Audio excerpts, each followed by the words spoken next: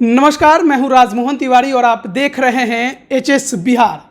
बिहार में विधानसभा चुनाव 2020 की समाप्ति हो चुकी है, सरकार भी बन चुकी है, कैबिनेट का भी गठन हो चुका है, हालांकि उसमें विस्तार होना है। लेकिन बिहार में जो चुनाव हुआ उसका एक विश्लेषण का रिपोर्ट एडीआर ने जारी किया है। इसमें बताया गया है कि बिहार में जो चुनाव हुए हैं उसमें क्या कुछ हुआ है और क्या कुछ पहली बार हुआ था उससे इस बार अंतर है। लेकिन हम प्रमुख मुद्दे पर चर्चा करेंगे आज, उसका नाम है नोटा। जब आप वोट देने जा रहे होंगे तो आपको एक गुलाबी रंग की बटन ईवीएम पर दिखाई दे रही होगी, उसे ही कहते हैं नोटा। नोटा जो बटन है वो बिहार के चुनाव में कितना दबा, किस क्षेत्र में कितना दबा, और नोटा का जो बटन है वो दूसरे प्रत्याशियों को जिताने में कितना फ़ायदेमंद रहा, हराने में कितना फ़ायदेमंद रहा, और वो आपके लिए कितना महत्व रखता है ये जानना जरूरी है। क्योंकि कई रूमर जो हैं वो फैले हुए हैं नोटा बटन को लेकर। पहला रूमर तो सर यही फैला है, हमारे साथ सर सीनियर जर्नलिस्ट प्रवीण बागी सर हैं और इन्हीं से हम जानेंगे कि क्या कुछ है नोटा। तो सर, सबसे पहला रूमर ये फैला है नोटा बटन के बारे में कि अगर आपके क्षेत्र में, आपके विधानसभा या लोकसभा जो भी है, नोटा बटन जो है सबसे ज़्यादा दब जाता है प्रत्याशियों को मिलने वाले वोट से ज़्यादा, तो वहाँ पर जो प्रत्याशी है उनका जो नामांकन है वो रद्द हो जाएगा और वहाँ पर फिर से चुनाव कराया जाएगा और वो उसमें पार्टिसिपेट नहीं कर सकते हैं। ये कितना सही है? नहीं, इसमें कोई तथ्य नहीं है। नोटा देखिए इसलिए ये लाया गया कि कई सामाजिक संगठनों की और चुनाव के क्षेत्र में काम करने वाले संगठनों की ये मांग थी कि कई बार राजनीतिक दल ऐसे उम्मीदवारों को अपना प्रत्याशी बना देते हैं कि जिन्हें मतदाता पसंद नहीं करते, जिनकी छवि अच्छी नहीं होती है। वैसे में वोटरों के सामने मजबूरी होती है कि वो क्या करें।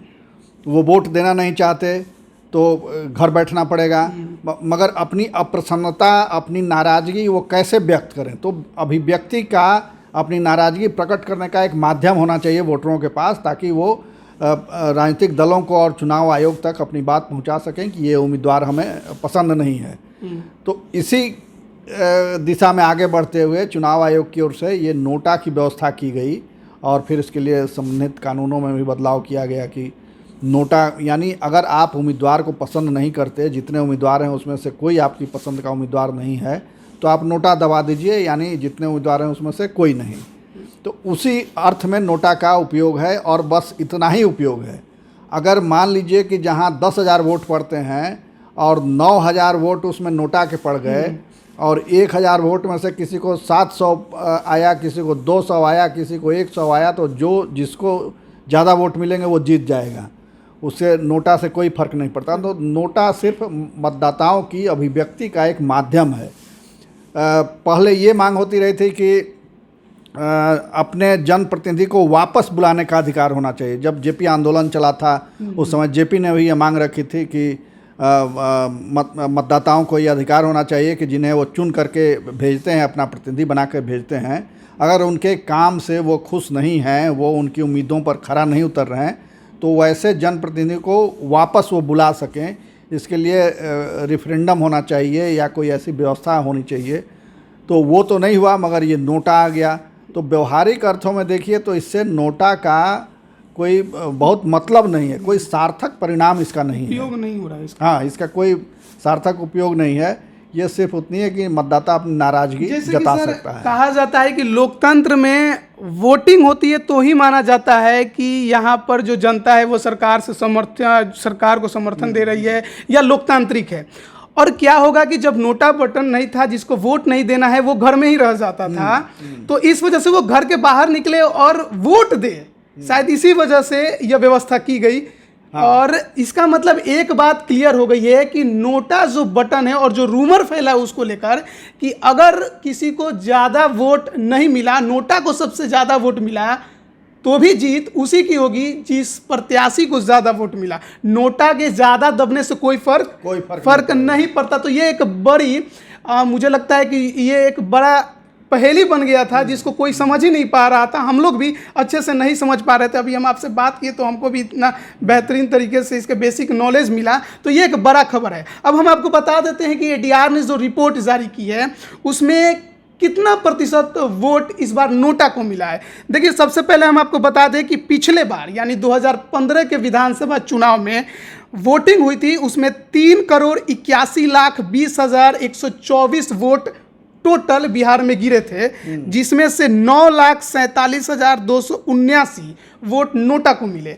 इस बार जो एडीआर ने रिपोर्ट जारी की है उसमें बताया गया है कि 4,21,37,619 वोट गिरे हैं कुल, जिसमें से 7,06,252 वोट नोटा को गिरे हैं। ये बड़ी संख्या है। तो यानी कि पिछले बार की तुलना में वोट प्रतिशत बिहार में इस बार कोरोना होने के बावजूद बढ़ा, लेकिन नोटा का जो बटन है पिछले बार की तुलना में इस बार कम गिरा है। पिछले बार 7 लाख गिरा था, 9 लाख, और इस बार 7 लाख ही गिरा है। यानी लोगों ने भी समझा है कि इसको गिराने से ज़्यादा कुछ फायदा नहीं है। अब हम ये भी आपसे बता देते हैं कि इस बार 24 से 30 ऐसी सीटें हैं बिहार विधानसभा चुनाव की जहां पर नोटा ने महत्वपूर्ण भूमिका निभाई है जीतने में सर। और जैसे कि हम आपको बता देते हैं कुछ सीटों के नाम। सराय रंजन है, जहां से विजय कुमार चौधरी स्पीकर जी खड़े थे हमारे विधानसभा के। दरभंगा रूरल, डेयरी, धौरैया, हाजीपुर, हिलसा, झाझा, कल्याणपुर, किशनगंज, कुरहनी, महाराजगंज, महिषी, मटियानी, मुंगेर, सकरा, रानीगंज, रामगढ़, राजापाकर, प्राणपुर, परिहार, पिपरा और परबता। ये 24 ऐसी सीटें थी जहां पर जो वोट गिरा है, जीत का अंतर वो नोटा से कम है। यानी कि जीत अगर मान लीजिए कि 5,000 वोटों से हुई है तो नोटा वहां पर 5,000 से ज़्यादा दबा है। यानी कि इसने हराने में विपक्षी पार्टियों को अहम भूमिका निभाई है।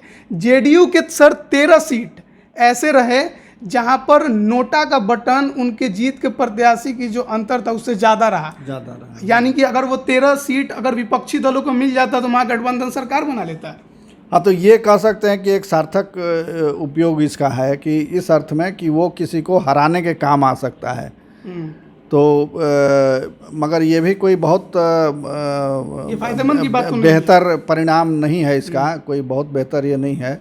ये एक मेरी राय तो ये है कि ये एक फिजूल की कवायद है कि कोई सिर्फ अपनी नापसंदगी जाहिर करे तो इससे क्या फ़ायदा होना है। जिसको जीतना है, जो अपराधी छवि का है, वो सब लोग जानते हैं, वो जीत भी जाएगा।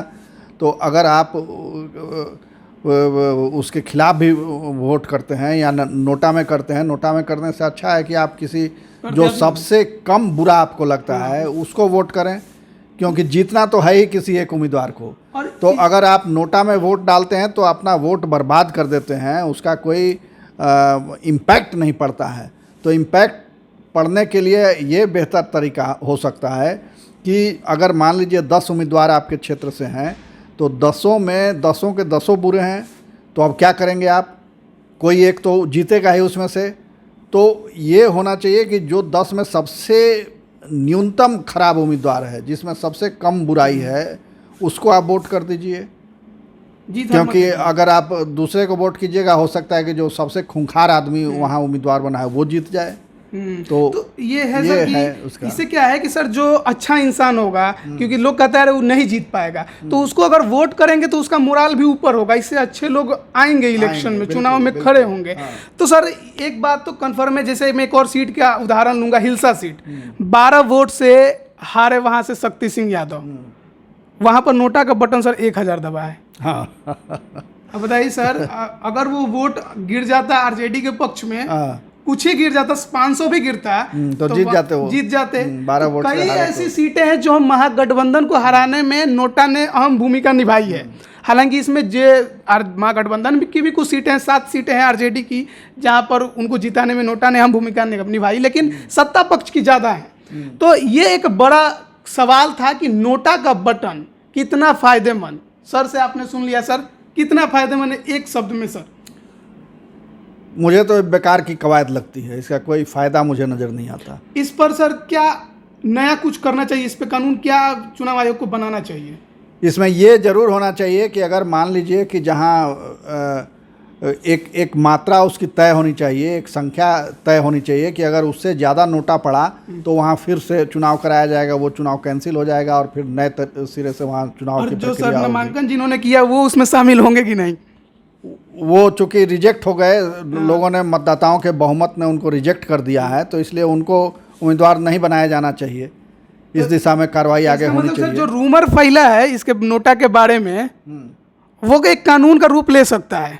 ले सकता है, बशर्ते कि कितना दबाव बना पाते हैं मतदाता और मतदाताओं के बीच काम करने वाले संगठन कितना दबाव बना पाते हैं, उस पर ये निर्भर करता है। क्योंकि लंबे संघर्ष के बाद, लंबी लड़ाई के बाद ये नोटा का भी अधिकार मिला है, अगर इसको अधिकार माना जाए तो। 2013 में यह शामिल हुआ। हाँ, इसकी मांग बहुत लंबे अरसे से हो रही थी। मतदाताओं को अपनी नाराज़गी, अपनी नापसंदगी जाहिर करने का कोई एक तरीका होना चाहिए, जिसके माध्यम से वो अपनी नापसंदगी जैसे को कि जाहिर सर कर बिहार सकें। में पंचायतों में ये व्यवस्था लागू है कि आप अपने जो प्रतिनिधि है उन्हें वापस बुला सकते हैं। ये व्यवस्था है बिहार के पंचायतों में। स्विट्जरलैंड में तो ये है ही। तो पंचायत में जब आप इसे लागू कर रहे हैं तो विधानसभाओं में इसे क्यों नहीं लागू कर रहे हैं? ये सैद्धांतिक रूप में कहना तो आसान है, मगर व्यवहारिक रूप में इसमें बहुत कठिनाइयां हैं। क्योंकि भारत इतना विशाल देश है और जो क्षेत्र हैं, निर्वाचन क्षेत्र हैं, वो भी इतने लंबे चौड़े हैं कि उसमें फिर किस आधार पर आप किसी की वापसी की मांग करेंगे। फिर उसके लिए क्या होगा, नए सिरे से फिर वोटिंग करानी पड़ेगी, मतदान कराना पड़ेगा, फिर तब तय होगा कि वो वापस हो ना हो। तो और ये सिलसिला एक बार शुरू हो गया तो फिर ये छूत की बीमारी की तरह सब जगह फैलता रहेगा। तो इससे हमको नहीं लगता कि लोकतंत्र बहुत मजबूत होगा। क्योंकि जो प्रतिनिधि जिसको आप चुन के भेजते हैं वो हमेशा डरा रहेगा, भयभीत रहेगा। तो 5 साल के लिए है तो मौका फिर आपको 5 साल के बाद मिल रहा है। अगर आप उसके काम से खुश नहीं हैं तो 5 साल के बाद उसको बदल दीजिए, दूसरे को वोट कीजिए। हाँ, तो जैसा कि अभी आपने सबसे जो प्रमुख हमारा आज का मुद्दा था, नोटा का बटन कितना फ़ायदेमंद, आपने सुन लिया। कोई फ़ायदा नहीं है उसको दबाने से। नोटा का बटन जो है वो किसी को जिताने हराने के काम आ सकता है, आपके किसी काम का नहीं है। प्रत्याशियों का कोई बदलाव फिलहाल के कानून तक में नहीं होता है। नोटा सिर्फ एक आपको दे दिया गया है कि जिसके जरिए आप अपना अभिव्यक्ति की आज़ादी को मानिए कि आप किसी को वोट नहीं दे रहे हैं, आपको कोई भी प्रत्याशी उस क्षेत्र में पसंद नहीं आ रहा है, और उसको अगर आप सबसे ज़्यादा भी दबाते हैं तो कोई फ़र्क नहीं पड़ता है। जिस प्रत्याशी को ज़्यादा वोट प्रत्याशियों में मिलेगा वही जीतेगा। तो आज की सबसे बड़ी जो खबर थी ये यही थी नोटा की। हालांकि इस पर जो बिहार में चुनाव हुए हैं, लगातार विश्लेषण की हम रिपोर्ट आपको बताते रहेंगे। एडीआर ने जो रिपोर्ट जारी की है और किस क्षेत्र में कितने मतदाताओं की हार कैसे हुई, कैसे जीती, ये सारी रिपोर्ट हम आपको देते रहेंगे। एचएस बिहार पर आप बने रहिए हमारे साथ। फिलहाल के लिए धन्यवाद।